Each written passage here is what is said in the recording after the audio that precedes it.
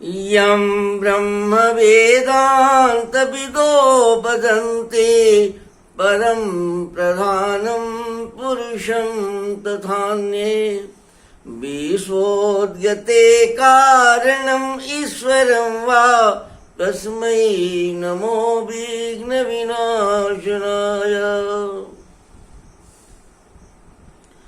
हे गणपति देवता, आप विश्व के निर्माण में विवेक तत्व हैं। आप प्रत्येक जीव में विवेक के रूप में वर्तमान हैं। आप विवेक के देवता भी हैं। सभी देवताओं में अग्रगण्य मनुष्य के द्वारा सर्वप्रथम पूजित देवता हैं, मंगल करता भी हैं। आप विघ्न का विनाशक भी हैं। आप जगत के कल्याण के लिए आप बहुत ही कृपालु हैं, ऐसी मान्यताएं रही है। ज्ञान विज्ञान के देने वाले भी आप हैं। चेतन शरीर के चेतन तत्व को चेतनत्व प्रदान करने की प्रवृत्ति भी आपकी ही है। आप तंत्रों में, मंत्रों में, सब जगह आप प्रथम तत्व हैं।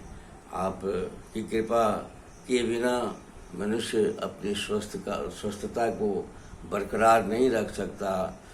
आप की आवश्यकता उसको है। उसे मनुष्य को काम, क्रोध, लोभ, मोह, मद मात्सर ने जो प्रेत है वह उसे वशीभूत कर लिया है, वह उसको पकड़ लिया है और उससे वो छुटकारा पाना अपने संभव नहीं है जब तक ले आप की कृपा नहीं होगी। आप उसको काम, क्रोध, लोभ, मोह, मद मत्सर से मुक्त नहीं करेंगे, उसको प्रकृति के साथ चलने के लिए प्रेरणा नहीं देंगे। जो भी वस्तु वह खाता है उसको आत्मसात कराकर आप शरीर, तन और मन दोनों को बनाने में सहयोग नहीं करेंगे और उसके तमोगुण को थोड़ा सा रोकेंगे नहीं, तो अब उम्मीद नहीं है कि वह मान जाए, इसलिए कि वह फंसा हुआ है। प्रेताविष्ट जब काम, क्रोध, लोभ, मोह, मद मत्सर रूपी ये 6 प्रेत से वो आविष्ट है और आता यानी आवेश करके और उसको प्रज्ञापराधी बना देता है। और प्रज्ञापराधी न जायते सर्वरोगा, वो सभी रोगों से ग्रसित हो जाता है। ऐसी परिस्थिति में आप ही एकमात्र संबल हैं, आप ही एकमात्र देवता हैं। आपकी कृपा की आवश्यकता है। आपसे प्रार्थना है कि आप मनुष्य को प्रकृति के साथ चलने के लिए, एकत्व स्थापित कर चलने के लिए और अपने सभी तन, इंद्रिय, मन, बुद्धि, चित्त, चेतन, अहंकार और विवेक के साथ आत्मा की सेवा के लिए वह कार्यरत रहे, वह जागरूक रहे और सेवा में सतत संलग्न रहे। ऐसी प्रार्थना है। आप थोड़ा इसमें मदद कीजिए मनुष्य को।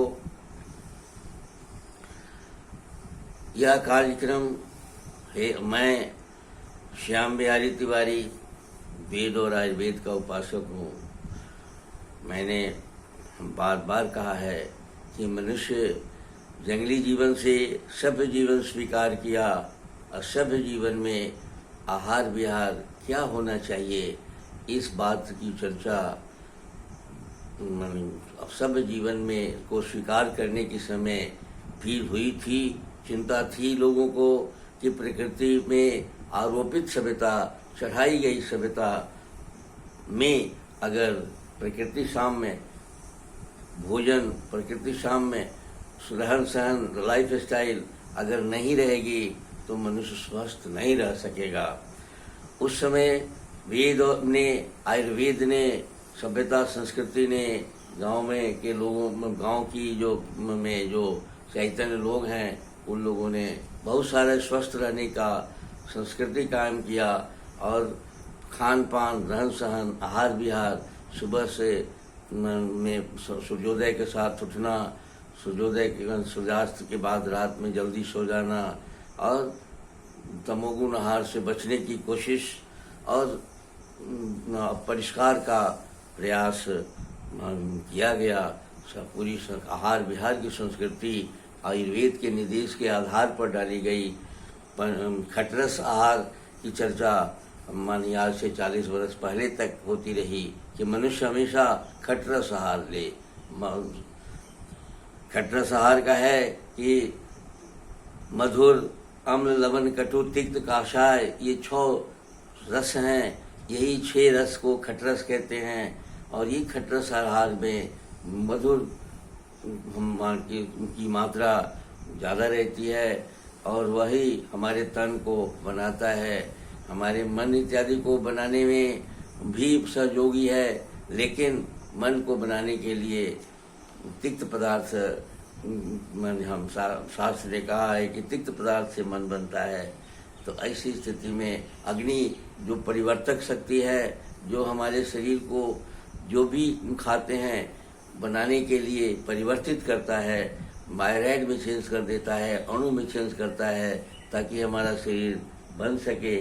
तो वह कटु पदार्थ से बनता है।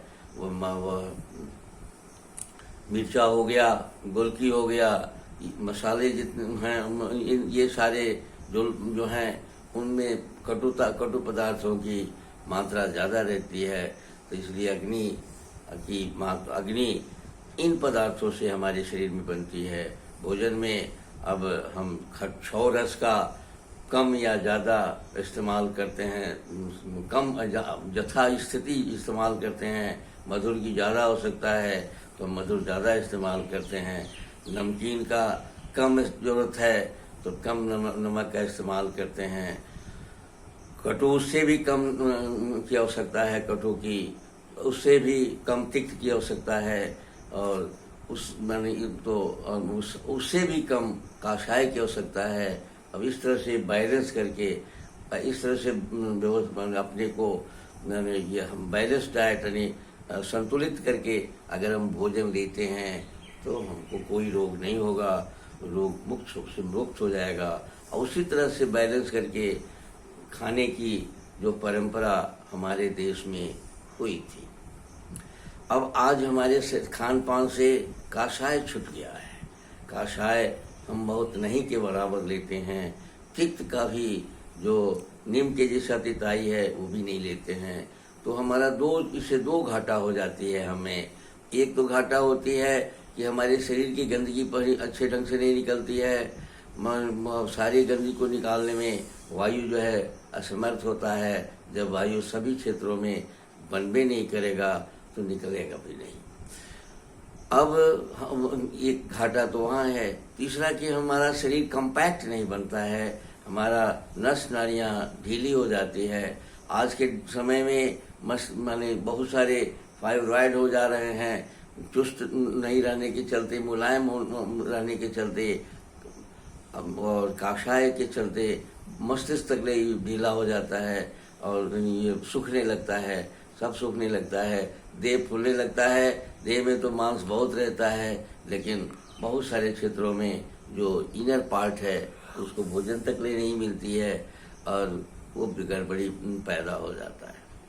ऐसी स्थिति में हम अगर भोजन को खटरस बनाकर खाते हैं, 6 रस को अगर के संयोग से हम खाते हैं तो हम स्वाभाविक रूप से हम स्वस्थ रहते हैं। जैसा कि पहले खान पान के रहन सहन में इन बातों की व्यवस्था की गई थी। भोजन के संदर्भ में अनाज में बहुत सारे तत्व मिलते हैं और सभी स्वाद के पदार्थ आहार में हम लोगों को शामिल किया गया था। लेकिन आज हम एकांगी आहार कभी कभी लेते हैं। सब इन आहार की जानकारी ही नहीं है कि क्या हम लेंगे तो हमारा मस्तिष्क ठीक रहेगा, क्या लेंगे तो हमारा आँख ठीक रहेगा, नाक ठीक रहेगा, गंध सुगंध ठीक रहेगा, स्पर्श की अनुभूतियाँ हमको मिलती रहेगी। इन बातों की जानकारी अब आम घर घर नहीं है। ऐसी स्थिति में आप जो इस जानकारी के अभाव में जो स्वस्थता की कमी हो रही है, उस पर थोड़ा सा ध्यान देने से फिर हम लोग अपने स्वस्थता को प्राप्त कर सकते हैं। आज 98% हम बीमार हैं। जैसे ही हम अपने खान पान रहन सहन में को स्वाद पर आधारित कुछ उपाय करने लगेंगे तो हम स्वस्थ हो जाएंगे। स्वाद में वायु का जो माने रोग है, उसमें अगर मधुर अम्ल से हम लोग बहुत आसानी से वायु के रोगों को दूर कर लेते हैं। थोड़ी सा मधुर तेल इत्यादि जो है, उससे भी हम वायु का शमन कर लेते हैं। वायु का शमन हम और यद्यपि कि अग्नेय है, थोड़ा सा घी इत्यादि से भी वायु का शमन होता है, लेकिन घी से पित्त स्थापित होता है, हमारे शरीर में स्नेहन इत्यादि भी होता है। ऐसी स्थिति में हमारा कर्तव्य हो जाता है कि हम 6 रसों का जादू को समझें, 6 रसों का सेवन पर हम विचार करें और 6 रसों को शामिल करें। 6 स्वाद को थोड़ा बहुत हम खाने की आदत डालें, हमें कोई रोग नहीं होगा। रोग अगर होगा भी तो इन्हीं रसों के बढ़ा देने से, घटा देने से ठीक हो जाएगा। जैसे तिक्त रस के बिना बुखार नहीं ठीक होता, तिक्त रस के बिना शरीर की गंदगी नहीं निकलती, टॉक्सिन नहीं निकलता। अब तिक्त में कषाय मिला दिया गया और कटु मिला दिया गया तो सर्व रोग नाशक योग बन जाता है। इसी के साथ आज का यह कार्यक्रम मैं आपको समर्पित करता हूँ। इस कड़ी में फिर आगे इन सारी बातों पर हम चर्चा करते रहेंगे और जब आपको स्वस्थ बनाने का प्रयास मेरा जारी रहेगा। गणपति देवता की कृपा हो, अन्य और देवता की कृपा हो, तो फिर ये आप स्वस्थ भी हो जाएंगे। आप भी प्रार्थना करें कि साहब हे गणपति देवता, आप मुझे स्वस्थ करें। संभव है कि आपको स्वस्थता में कुछ लाभ मिलेगा। धन्यवाद।